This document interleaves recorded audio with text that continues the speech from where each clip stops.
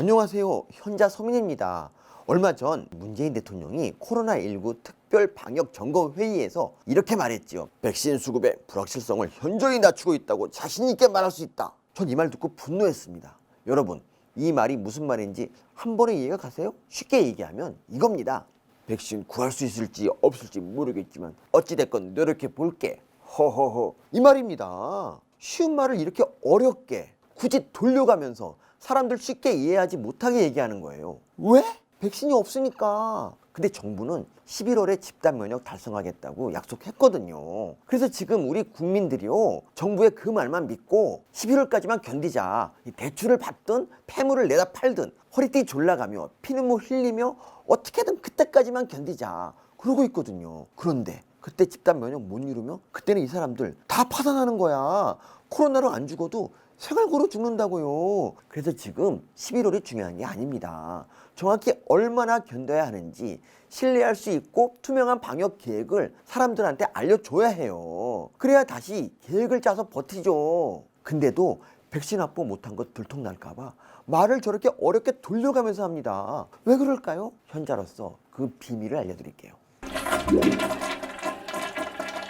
11월 집단 면역, 이거 파열음이 여기저기서 들리고 있습니다. 아스트라제네카는 질병청에서 처음에 8주 간격으로 2번 접종하기로 했거든요. 그러더니 그걸 10주 간격으로 늘리고 이젠 12주 간격으로 더 늘렸어요. 이게 코백스 퍼실리티에서 들어오는 백신인데요. 공장이 인도에 있어요. 근데 인도도 급하니까 백신 수출을 금지했네? 그러니까 당연히 물량이 딸리죠. 백신이 없으니까 이 접종 간격이 늘어나는 거예요. 지난해 12월에는 문재인 대통령이 이 모더나 CEO랑 전화 통화했잖아요. 그래서 백신 공급을 올 2분기로 앞당겼다고 우리 문 대통령, 훌륭하고 일 잘하는 문 대통령 얼마나 자랑을 했습니까? 근데 지금 2분기거든요? 모더나 언제 오는지 아시는 분?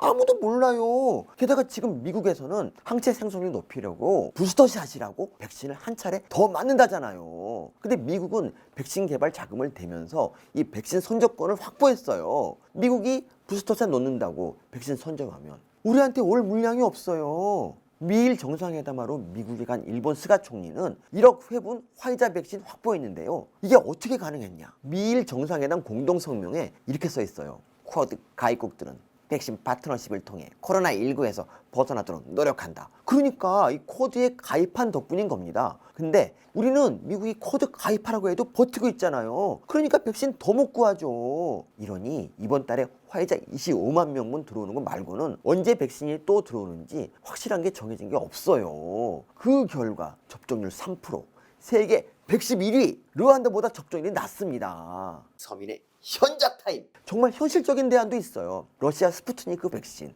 5월부터 국내에서 위탁 생산되거든요. 이것도 선택이 될 수 있습니다. 이게 아스트라제네카보다 효율이 더 좋아요. 근데 지금 상황이면 정부는 이걸 선택하지도 못합니다. 자기네가 방역 실패를 인정해야 죄송해요, 이제 이거라도 맞아야 됩니다 이러지. 실패한 걸 인정 안 하는데 어떻게 스푸트니크를 맞자고 하겠어요. 제가 분노한 지점이 바로 이거예요. 이 정부는 인정을 안 하고 사과를 안 하는 겁니다. 전문가들은 다들 11월 집단 면역 물 건너갔다고 진단하거든요. 근데도 홍남기 총리 대행은 엊그제 국회 나와서 11월 집단 면역 가능하다고 바득바득 우겼어요. 이게 그렇게 우겨서 될 일이 아니라는 거 정말 모르시겠어요? 다시 말하지만 정부의 방역 계획은 지금 피눈물로 버티고 있는 국민들한테는 생명이에요. 11월 믿고 있다가 그게 안 되면 지금 사람들 다 길거리로 나앉을 판인데 그때 홍남기 부총리가 책임질 겁니까? 정부가 이렇게 무책임해도 돼요? 더 어처구니 없는 건 김호랑 교수를 청와대 방역기획관에 임명한 거예요. 이분 이 TBS 김호준 뉴스공장이랑 무려 50회 인터뷰한 분이죠. 김호준 프로 나갔으면 어떤 얘기 했겠어요. 백신 접종 서두를 필요 없다. 3, 4월이면 백신이 많이 나오니까 그때 비교해보고 사도 된다. 뭐 이딴 정부 변호만 했습니다. 네, 보훈인사죠. 근데 보훈인사보다 더 중요한 건 바로 이겁니다. 대놓고 정치 방역이나 설파하던 사람을 방역기획관으로 임명하는 거. 이건요, 정은경 질병청장 경질이나 마찬가지야. 근데 경질은 안 해. 자기네가 질병청으로 승격시켜서 홍보에 엄청 이용해 먹었으니까 이제 와서 경질하면 토사구팽처럼 보이잖아요. 그래서 김호란 임명해서 정은경 질병청장, 식물청장 만들려는 거죠. 근데요, 경질도 자기가 한 정치에 책임을 지는 행동이거든요. 경질이 필요하면 경질을 하면 되는 거예요. 근데 이 정부는 그조차도 안 해. 책임을 안 지려는 거야. 대신 이렇게 김호란 교수를 방역기획관으로 임명해서 정은경 청장 힘 빼는 꼼수만 부리는 거야. 그러니까 이것도 방역기획이 투명하지 않은 거예요. 김호란처럼 방역하겠다는 거야? 아니면 정은경처럼 방역하겠다는 거야? 좀 토론 좀 해봅시다. 대체 방역기획이 뭡니까? 이 정부가 노무현 정부를 계승한 정부라고 하니까 이 정부 행정에 대해서 노무현 정부가 어떻게 책임지는 행동을 했는지 하나 상기시켜 드릴게요. 2005년 11월에 WTO 쌀 협상 비준 동의안을 반대하는 농민 시위가 서울 여의도에서 열렸는데요. 시위가 격렬해지자 경찰 진압이 시작되면서 농민 2분이 사망하셨어요. 비극적인 일이죠.